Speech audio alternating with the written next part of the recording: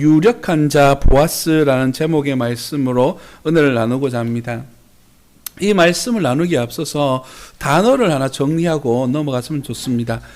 바로 고엘이라고 하는 단어입니다. 고엘 제도라는 제도가 있는데요. 저기 나와 있는 것은 이제 사전에서 기록되어져 있는 내용을 제가 발췌를 했습니다. 고엘 제도는 고대 근동 히브리 사회에서 발견할 수 있는 독특한 제도로 친족 및 혈연 공동체를 중심으로 사회생활이 이루어지던 때에 공동체의 구성원들이 서로의 생명과 재산 및 가문을 보호해 주기 위한 일종의 상호 보호 제도이다 라고 그렇게 정의 내리고 있습니다. 이거는 일반적인 위키백과 있지 않습니까? 거기서 검색한 내용입니다. 성경에는 이러한 고엘 제도라고 해서 하나님께서 특별하게 세우신 그런 제도가 있습니다. 이 제도는 신명기 25장에 나오는 제도이고 실제적으로 민수기에서도 몇 번 등장하는 그런 내용입니다. 하나님께서 이스라엘 백성들을 불러주시고 하나님의 자녀를 삼아주셨을 때에 그들에게 특별한 은혜를 주셨습니다. 그 가운데 하나가 무엇이냐 하면 하나님께서 이루게 하신 지파라고 하는 공동체에 대한 개념입니다. 이 공동체 안에 어떠한 친척이 어려움을 당했습니다. 살해를 당했다든지 누구에게 강도를 당했다든지 했을 경우에 그 집안 공동체 가운데서 가장 유력한 사람이 그를 대신해서 변호하거나 그를 대신해서 원수를 갚아주는 일들을 해왔습니다. 그런가 하면 오늘 본문 말씀과 연결되어지는 것은 바로 자기 친척 가운데 어려움이 있어서 고아나 과부로 살아가게 될 때에 그를 내 집에서 돌보고 그에게 재산을 나누어 주고 그를 세워줘야 될 책임이 이 유력한 자에게 있다라고 하는 그런 율법적 제도가 바로 고엘 제도인 것입니다. 오늘 본문 말씀은 그러한 배경 하에서 읽어야지만 이해가 되어집니다. 2장 1절 말씀에 보니까 이렇게 시작하고 있습니다. 나오미의 남편 엘리멜렉의 친족으로 유력한 자가 있으니 그의 이름은 보아스더라 라고 그렇게 전제를 하고 있습니다. 이 이야기 속에서 보아스라고 하는 사람이 중요한 역할을 하게 될 것이다 라고 하는 전제를 주고 있는 것이죠. 그리고 이 나오미의 남편 엘리멜렉의 친족이다 라고 하는 뜻은 나오미에게는 그리고 엘리멜렉에게는 이러한 친척이 있는데 그가 바로 보아스다 라고 하는 뜻을 가지고 있습니다. 그가 이제 이 가정에 하나님의 놀라운 사랑을 어떻게 베풀게 될 것인지 그 은혜가 무엇인지에 대해서 앞으로 우리가 함께 살펴보게 될 것입니다. 그 가운데 오늘 본문 말씀 2절로 넘어가면 이 사건이 시작되어지게 됩니다. 모압 여인 룻이 나오미에게 이르되 원하건대 내가 밭으로 가서 내가 누구에게 은혜를 입으며 그를 따라서 이삭을 주겠나이다 하니 나오미가 그에게 이르되 내 따라 갈지어다 하매 라고 시작하고 있습니다. 본문 말씀을 읽다 보면 눈에 띄는 단어들이 등장하는데 바로 이 룻을 가르칠 때에 모압 여인이다 라고 그렇게 표현합니다. 6절 말씀에서도 모압에서 온 모압 소녀라는 표현을 사용하면서 이 룻이 모압에서 왔다라는 사실을 반복하여 강조하고 있습니다. 성도 여러분, 이미 1장에서 이 나오미와 함께 베들레헴으로 돌아왔던 룻은 그 공동체 안에 받아들여졌습니다. 그리고 똑같은 위치에서 하나님의 사랑과 또한 이웃들의 돌봄을 받아야 될 위치가 놓여지게 된 겁니다. 그런데도 불구하고 오늘 본문 말씀을 기록하고 있는 내용들 속에 모압 여인이다 라고 하는 사실을 기록하는 이유는 그가 하나님의 은혜의 자리에 왔음에도 불구하고 아직 이방인처럼 그들에게 보여질 뿐만 아니라 그가 하나님을 선택했음에도 불구하고 우리 편으로 삶이 형편이 나아지고 있지 않다라고 하는 사실을 보여주는 것입니다. 우리는 간혹 예수님을 믿기만 하면 예수님을 알기만 하면 내 모든 삶의 변화가 일어날 것이다 라고 하는 막연한 기대감을 가지고 살아갈 때가 있습니다. 그러나 이러한 하나님의 특별한 은혜는 하나님의 은혜 아래에 있는 것이지 나의 요구 안에 있는 것이 아니다라는 사실을 기억하시기를 예수님 이름으로 축복합니다. 우리 어릴 때 많이 들었던 말씀 가운데에 하나님에 대해서 이렇게 말합니다.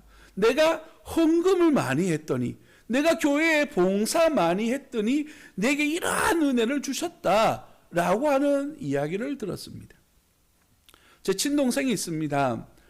동생이 몸이 많이 좋지 못해서 병원에 지금 있는데 이 친구가 20대 때 부흥회에 참석했습니다. 그리고 목사님이 전해주신 말씀 가운데에 헌금을 많이 하면 부자가 된다라고 하는 이야기를 들었습니다. 그래서 자기가 받은 월급의 대부분을 하나님 앞에 헌금을 하는 겁니다. 믿음을 하는 줄 알았죠. 그런데 얼마 지나지 않아서 이 친구가 제게 이렇게 이야기합니다. 내가 헌금을 이렇게 들어봤는데 나아지는 거 하나 없던데.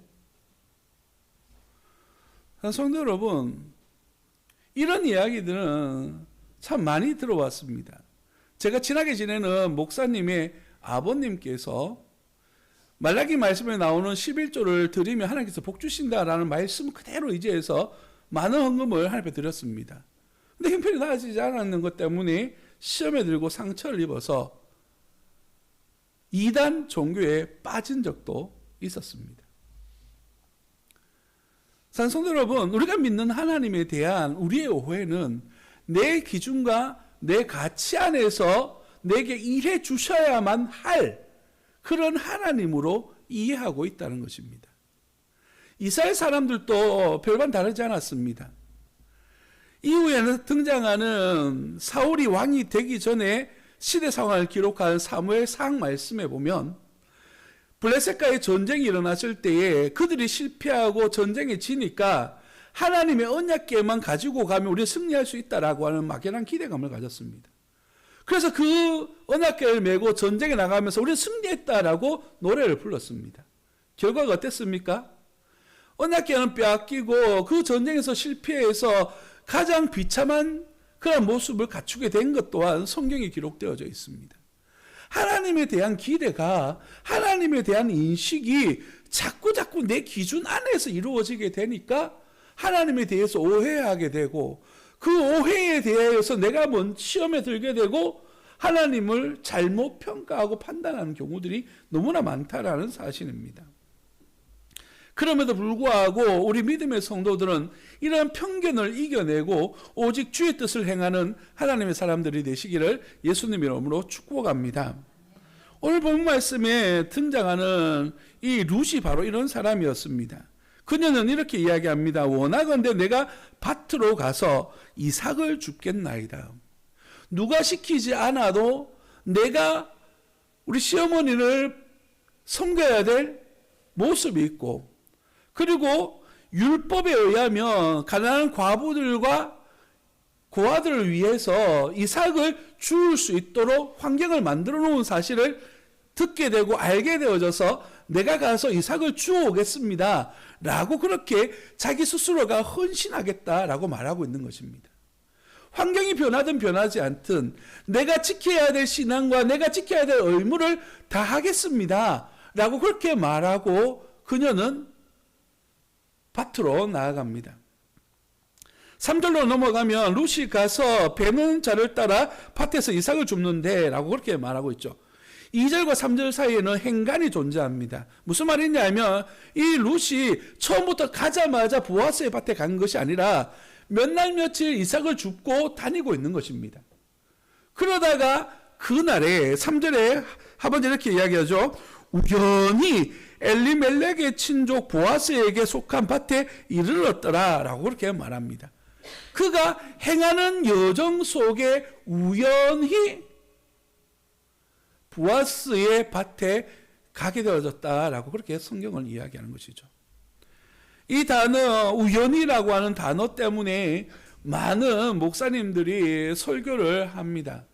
그래서 대부분의 표현들이 무엇이냐면 하나님의 우연을 통하여서 하나님의 필연이 이루어진다라고 하는 주제를 이야기합니다. 우리는 우연이라고 말하지만 하나님은 그 가운데에서 필연으로 역사하신다라고 하는 말씀을 나누는 것이죠. 오늘 본 말씀의 의미는 그렇습니다. 룻이 하나님을 바라보고 그 믿음 안에서 세워져 가는 그 여정 속에 하나님께서 우연이라고 하는 이름을 통하여서 보아스를 만나도록 이끌어주고 계시다라는 사실입니다. 이것을 우리는 신학적 용어로 섭리 내지는 소명이라고 부릅니다. 내가 의지를 가지고 생활하는 것이 아니라 하나님께서 우리의 삶 속에 하나님의 의지를 가지고 우리를 인도하신다라고 하는 뜻입니다. 이것은 우리 믿음에 있어서 굉장히 중요한 의미를 가지고 있습니다. 우리가 처음에 예수님을 믿을 때 여러분 어땠습니까? 우연히 누군가가 전한 복음을 들었고 우연히 내가 예수님을 믿기 시작해서 지금 이 자리에 와 있는 것 아닙니까? 가끔 이런 생각을 해봅니다. 내가 저기 북한에서 태어났든지 아니면 저기 예수님을 믿지 않는 그런 곳에서 나라에서 태어났다면 나는 정말 얼마나 불쌍한 존재가 되어졌을까.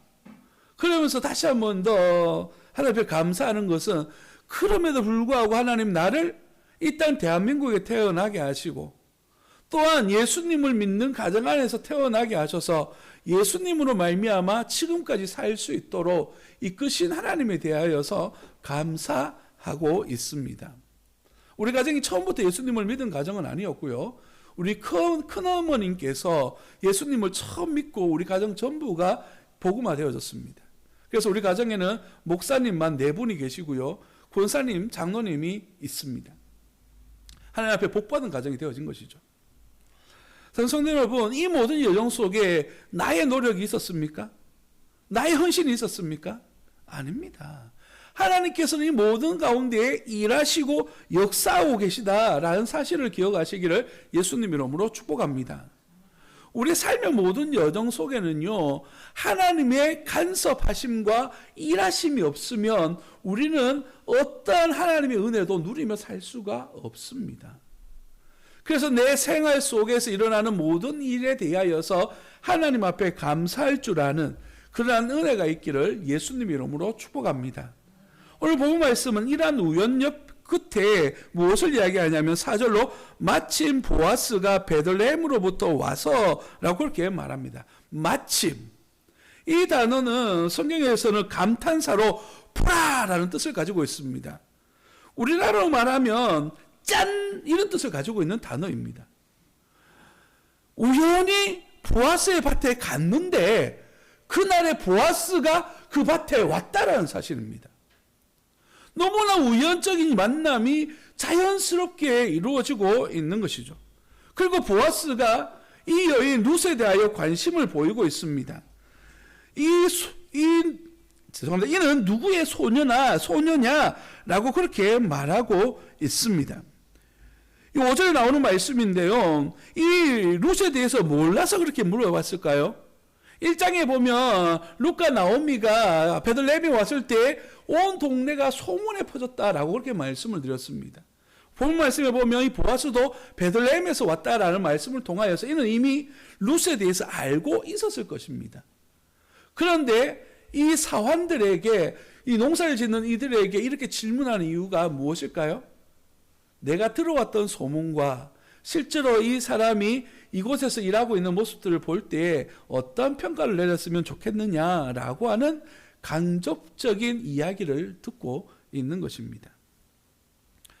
그의 질문 속에는 이 사람이 정말 내가 마음을 줘도, 표현상 정말 죄송합니다. 여기서 말하는 마음을 준다는 것은 애정적인 의미가 아니라 유력한 자로서 내 집안 사람으로서 내가 고엘, 그에게 은혜를 베풀 만한 가치가 있느냐를 살펴보고 있다라는 의미입니다.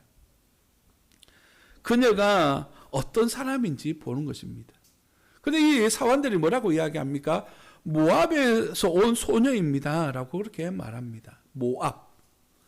이 사환들도 이 여인을 이스라엘 공동체 안에 받아들이는 사람으로 보는 것이 아니라 아직 이방인으로 보고 있는 것입니다.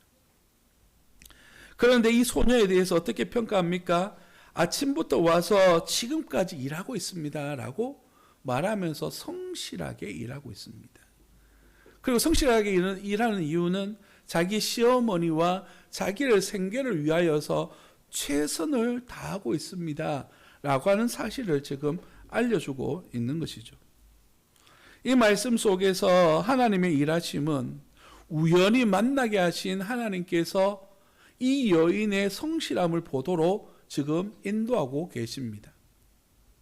만약에 룻이 이곳에서 와서 자포자기하고 될 대로 되라 라는 식의 삶을 살았다면 하나님이 이러한 우연의 역사 속에서 보아스를 만날 수 있는 기회가 있었을까요? 만난다 할지라도 정말 내가 그를 책임져야 되겠다라고 하는 마음을 가지지는 않았을 것입니다.